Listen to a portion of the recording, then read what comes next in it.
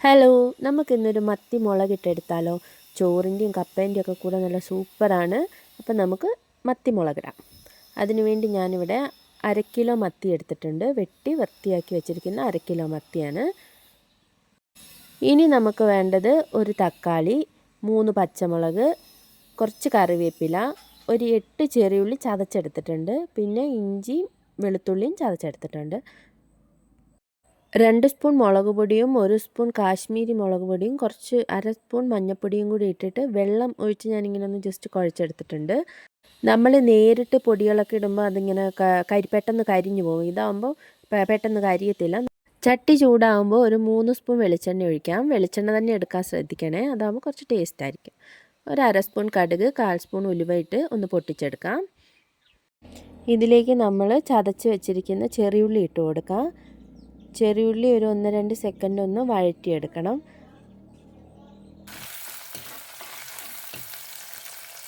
അതിലേക്ക് നമ്മൾ ചതച്ച് വെച്ചിരിക്കുന്ന ഇഞ്ചി വെളുത്തുള്ളി ഇട്ട് കൊടുക്കാം. ഇഞ്ചിയുടെയും വെളുത്തുള്ളിൻ്റെയും പച്ചമണം ഒന്ന് മാറുന്ന വരെ ഒരു 1-2 സെക്കൻഡ് ഒന്ന് ഇളക്കി കൊടുക്കാം. അപ്പോൾ വീഡിയോ ഇഷ്ടമായെങ്കിൽ ചാനൽ ഒന്ന് സബ്സ്ക്രൈബ് ചെയ്യാൻ മറക്കല്ലേ. ഇനി അതിലേക്ക് നമ്മൾ നേരത്തെ എടുത്ത് വെച്ചിരിക്കുന്ന കറിവേപ്പിലയും പച്ചമുളകും കൂടി ചേർത്ത് ഇളക്കാം. ഇത് നന്നായിട്ടൊന്ന് വഴണ്ട് വരണം. ഈ ഇഞ്ചിയും വെളുത്തുള്ളിയും കറിവേപ്പിലയും എല്ലാം കൂടി നന്നായിട്ട് വഴണ്ട് വരുന്ന സമയത്ത് നമുക്ക് തക്കാളി ചേർത്ത് കൊടുക്കാം. ഇതിപ്പോൾ ഏകദേശം നന്നായിട്ട് വഴണ്ട് വന്നിട്ടുണ്ട്. ഈ സമയത്ത് നമുക്ക് അരിഞ്ഞു വെച്ചിരിക്കുന്ന തക്കാളി ചേർത്ത് കൊടുക്കാം. തക്കാളി ചേർത്ത് ഒരു 1-2 സെക്കൻഡ് ഒന്ന് നന്നായിട്ട് ഇളക്കി കൊടുക്കാം.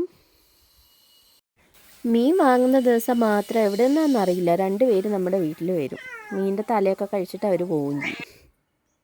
അപ്പോൾ നമ്മുടെ തക്കാളിയൊക്കെ നന്നായിട്ട് വഴണ്ട് വന്നിട്ടുണ്ട്. ഈ സമയം നമുക്ക് പൊടിയിടാം. നമ്മൾ നേരത്തെ നനച്ച് വെച്ചിരിക്കുന്ന മുളക് പൊടിയും മഞ്ഞൾപ്പൊടിയും കൂടി ഇട്ട് കൊടുത്ത് നന്നായിട്ടൊന്ന് വഴറ്റിയെടുക്കാം. അതിൻ്റെ കളറൊക്കെ മാറി ഒരു കറുപ്പ് കളർ വരണം. അതുവരെ നന്നായിട്ടൊന്ന് വഴറ്റണം. തീ കുറച്ച് വെച്ചിട്ട് നമുക്ക് നന്നായിട്ട് വഴറ്റിയെടുക്കാം. അപ്പോഴാണ് കറിക്ക് നല്ലൊരു കളർ കിട്ടുള്ളൂ. 1-2 മിനിറ്റ് കഴിയുമ്പോൾ അതൊന്ന് വഴഞ്ഞ് വന്നിട്ടുണ്ടാവും. അപ്പം നമുക്ക് പുളിവെള്ളം ഒഴിച്ച് കൊടുക്കാം. ഇനി ഇതെല്ലാം കൂടി നന്നായിട്ട് ഇളക്കി യോജിപ്പിച്ച് നമുക്കൊന്ന് തിളയ്ക്കാൻ വേണ്ടി വയ്ക്കാം. മൂടി വെച്ചൊന്ന് തിളപ്പിച്ചെടുക്കാം. ഒരു 2-3 മിനിറ്റ് കഴിയുമ്പോൾ തിളച്ച് തുടങ്ങിയിട്ടുണ്ടാവും. അപ്പോൾ നമുക്ക് പതുക്കെ മൂടി മാറ്റി ഇനി അതിലേക്ക് മീൻ വെച്ച് കൊടുക്കാം. അപ്പം നമ്മൾ നല്ല വെട്ടി വൃത്തിയാക്കി കഴുകി വെച്ചിരിക്കുന്ന മീനെല്ലാം അതിലേക്ക് ഇട്ട് കൊടുക്കാം. നന്നായിട്ട് ഇളക്കി യോജിപ്പിച്ച് ഉപ്പൊക്കെ ഒന്ന് നോക്കി, ഉപ്പ് കുറവാണെങ്കിൽ കുറച്ച് ഉപ്പൊക്കെ ഇട്ട് കൊടുത്ത് നമുക്കൊന്ന് അടച്ച് വെച്ച് വേവിച്ചെടുക്കാം. ഒരു 5 മിനിറ്റ്, അപ്പോഴേക്കും വെന്ത് കിട്ടും.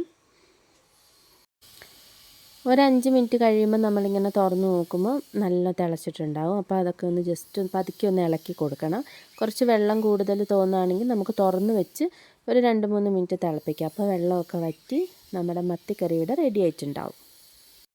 അപ്പം നമ്മുടെ സൂപ്പർ ടേസ്റ്റ് ആയിട്ടുള്ള മത്തി മുളകിട്ടത് ഇവിടെ റെഡി ആയിട്ടുണ്ട്. അപ്പോൾ എല്ലാവരും ട്രൈ ചെയ്ത് നോക്കണേ. അപ്പം നമുക്ക് ഇതിൻ്റെ ഒരു കറിവേപ്പിലയൊക്കെ വെച്ച് ഒന്ന് സെറ്റ് ചെയ്യാം. അപ്പോൾ അത്രയേ ഉള്ളൂ.